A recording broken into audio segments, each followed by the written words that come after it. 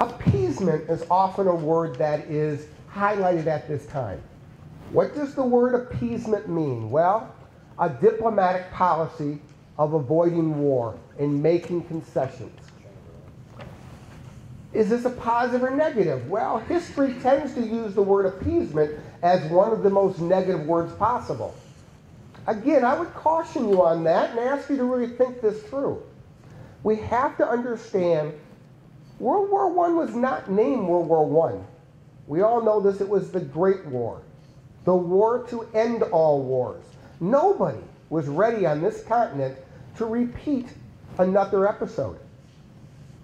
Neither the French nor the British had nowhere near the will or desire to repeat this. I'm not convinced that the Germans did either. This was a war to end all wars. So when we look at the strategy of appeasement, where in 1938, British Prime Minister Neville Chamberlain would meet with Adolf Hitler and effectively okay or acquiesce to the gains of Greater Germany, the gains they'd made at that time. Not because Britain was happy with this, but because they felt it was in their best national security not to contest this. Again, easy today for us to look back at that as a terrible policy, but I'm not at all convinced it was a wrong policy. Who was eager to get back into war? Certainly the United States was not eager to get back into war. We, of course, did not come into this war until 4 years later, very much against our own will. So I would just ask, as historians, that we take just another look sometimes at the word appeasement and probably not judge Neville Chamberlain nearly as hard as history has. Let's go ahead and try this video. If it works, we'd be appeased.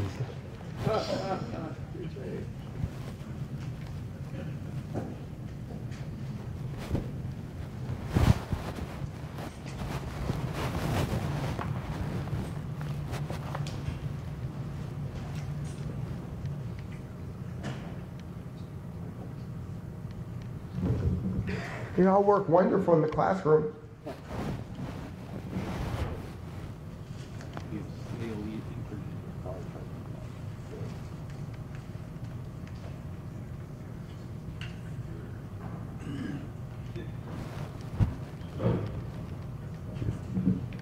Ruins the rhythm of everything. Yeah.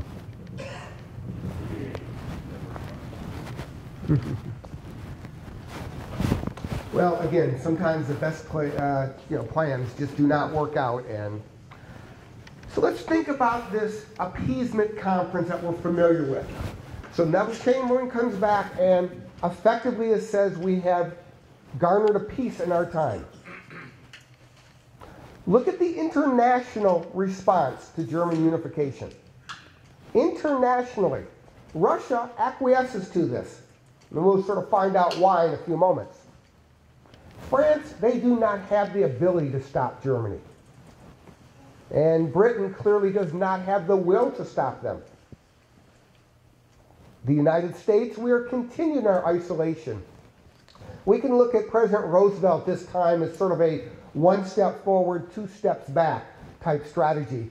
And we make flirtations with war. We'll learn a bit as this semester goes on about the Lend-Lease policy. But in 1938, there is absolutely no will for war in the United States. We're passing a series of neutrality acts that are prohibiting us from creeping into war, somewhat like we did happen in World War I.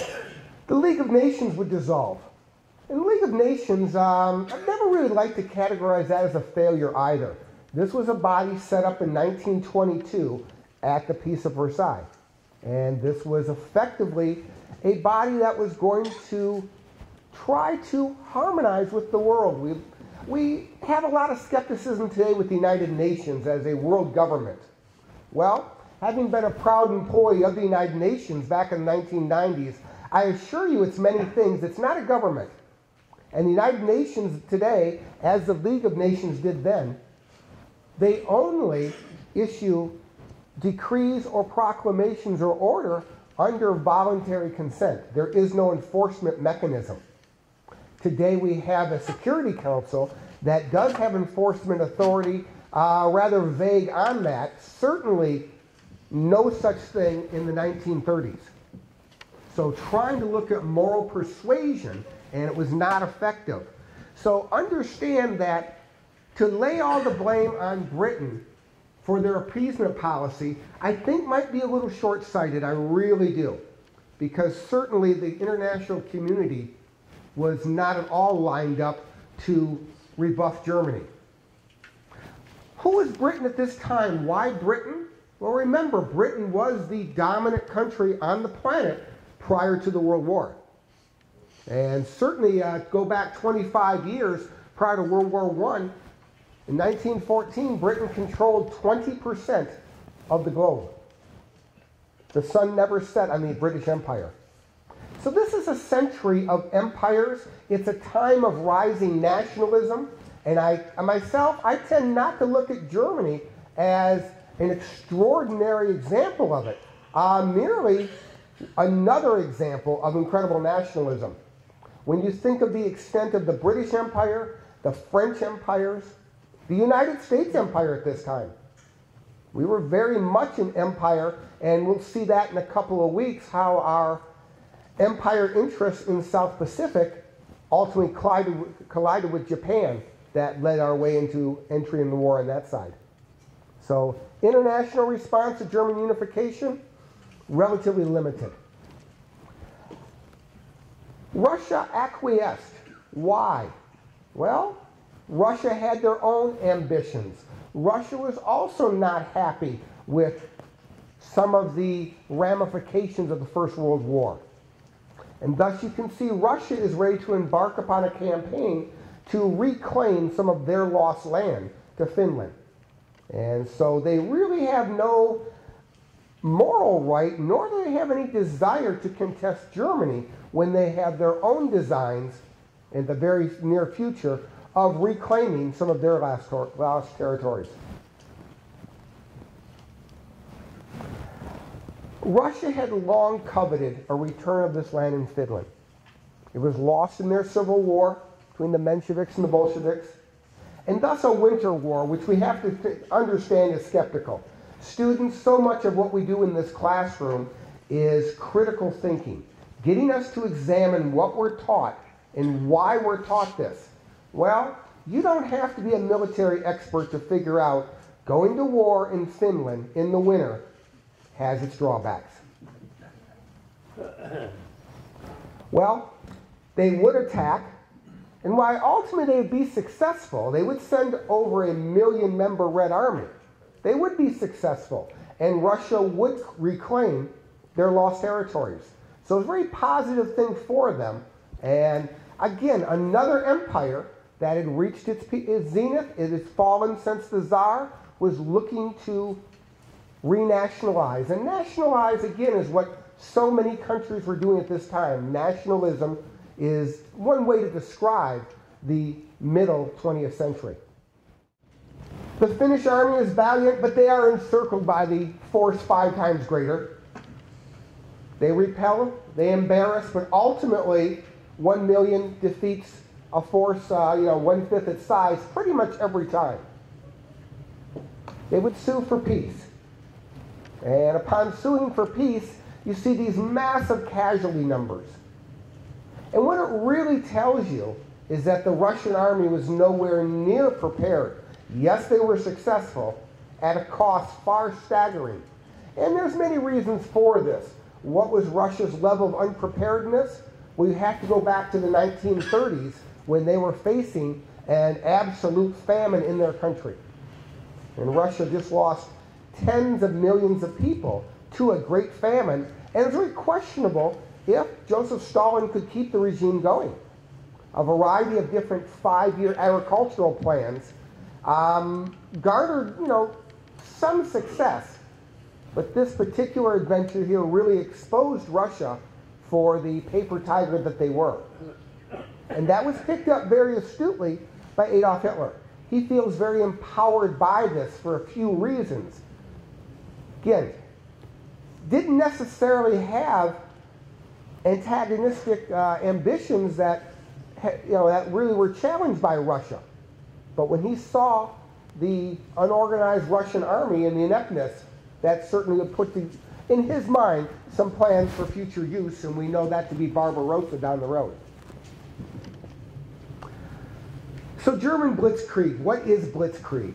Well, Blitzkrieg means a lightning war, moving at fast speed.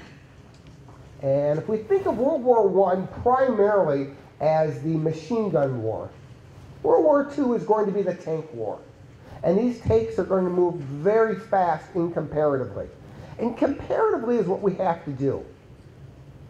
As most military men know, we're always fighting this war by the last standards. And indeed, one of the problems with the opening salvos of World War II would be fighting them with World War I technology and ideology. So when we think of Blitzkrieg, you think of lightning war, fast moving, 30, 40 miles per day. It's not a new technique. It's certainly not. Long before the Germans used this word, certainly in modern day, think of 2003. Do you remember our marketing campaign in Iraq? Shock and awe? Same thing, really. It's the same as a blitzkrieg. So it's just a Germanized word for moving very fast. And as we'll see, it's the idea of moving the tanks in first, followed by the foot personnel with overhead support. So what is the German campaign goal? What is their plans? They've reunited Greater Germany. But they see this opening with Russia. They've got a little larger ambitions. They realize that France and Britain are neither prepared nor desire to check their ambitions. And thus they've got two distinct plans. And we're using a book in our class called World War II, what a surprise, by John Keegan. And if any of you are interested, it's a wonderful book you'd have no trouble finding at any bookstore or online. But John Keegan, K-E-E-G-A-N, and Keegan is a British author and just one of the preeminent historians of this period. So plan A, capture Poland. Why Poland? Well, Poland is really Germany, depending upon your perspective, of course. And with that capture of Poland, to persuade France and Britain to accept this victory. Adolf Hitler really needs a feeling of validation. He needs a feeling of empowerment. And France and Britain are the two dominant countries on the planet. So this is a first very logical, safe plan to capture Poland and to get international recognition by France and Britain.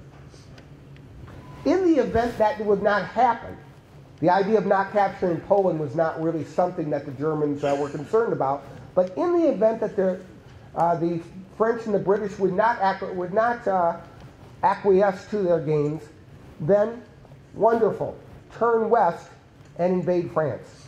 And in doing so, that would force the British to sue for peace. They really spent a lot of time and always garnered the hope of suing for peace with Britain.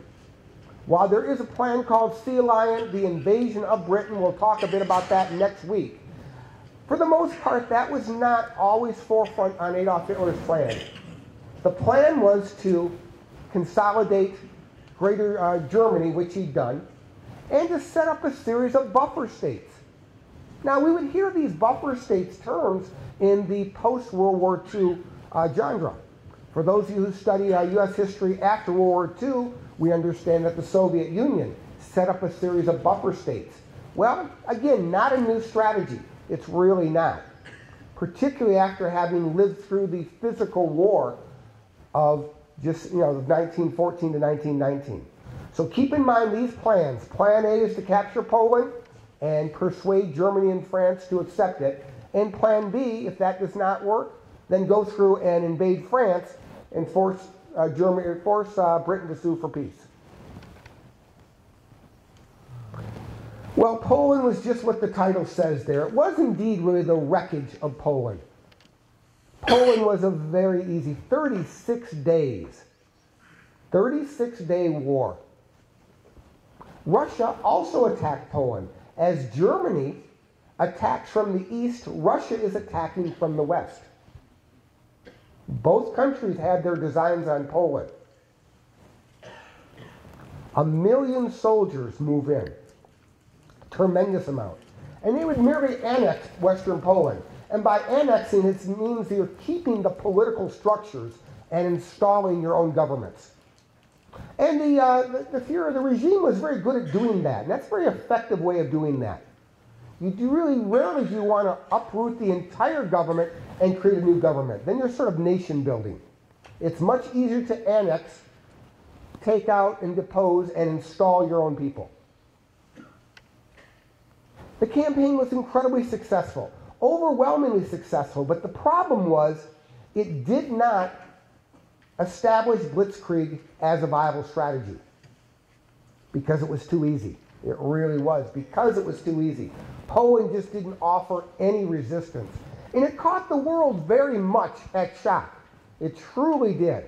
No one expected Poland to reject or rebuff the German machine. No one expected Poland to last a mere 36 days. So when you look at this map, this is the Third Reich moving into Poland, but you've also got Russia coming in, and Poland would virtually collapse. They would virtually collapse, and I don't know what country is able to withstand invasions of two fronts at this time. And this was also one of the reasons why our long-term United States defense strategy would be to fight a two-front war, because history tells us that two-front wars are very, very difficult to respond to, as as Poland has found out. So why do we study history? We talked a bit about that last week with David. We often hear we study history so we can learn from it. And there's some merit there, but I think the key is that we only have history to study. I have no idea what I'm going to do tomorrow. I have all these plans. I have no idea if any of them will come true. I know exactly what I did yesterday and the many yesterdays before then. So we have to look backwards in order to formulate a plan for forward. And that's what I think. History is a study of us, the study of people. And again, I think the Germans were pretty good historians.